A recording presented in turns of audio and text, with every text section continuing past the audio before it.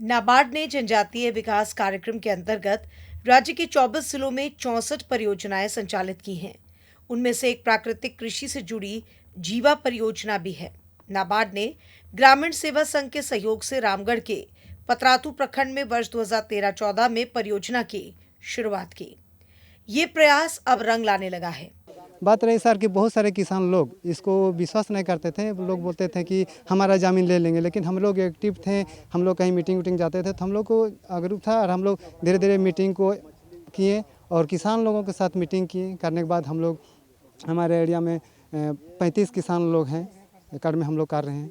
नाबार्ड ने ग्रामीण सेवा संघ के साथ मिलकर महिलाओं सहित 1000 जनजातीय परिवारों को सहयोग प्रदान किया।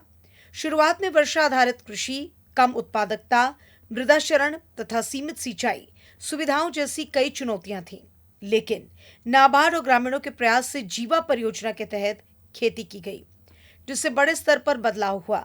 अब बंजर भूमि लहलहा उठी है। पहले तो हम लोग मतलब थोड़ा बहुत खेती करते थे। जब हमारा प्रोजेक्ट आया, जीवा परियोजना आया, तो हम लोग का बहुत तरह से ट्रेनिंग मिला और हम लोग को नई नई तकनीक की जानकारी मिला, जिससे हम लोग बीजामृत, निमात्र, घन मिस्त्री बना करके हम लोग उपजाऊ करने लगे। तो हम लोग को सीख मिला और हम लोग धीरे धीरे उसका उपयोग करने लगे। तो हमारी मिट्टी भी अच्छा गुणवत्ता बढ़ा और हम मार्केट में सर ऐसा होता है कि हम लोग अभी आम हमारा बागवानी में ही लोग आते हैं और ले जाते हैं बोरा करके।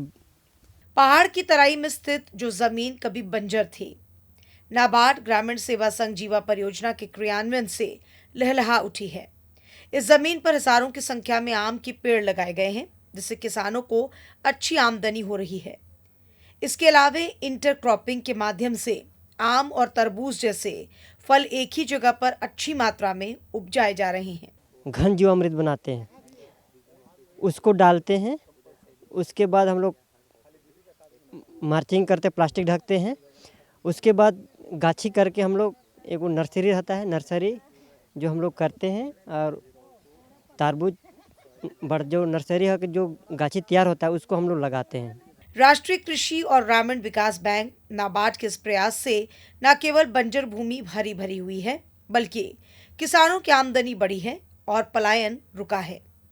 रामगढ़ के पतरातू से सहयोगी विकास कुमार के साथ प्रणय प्रबोध की रिपोर्ट।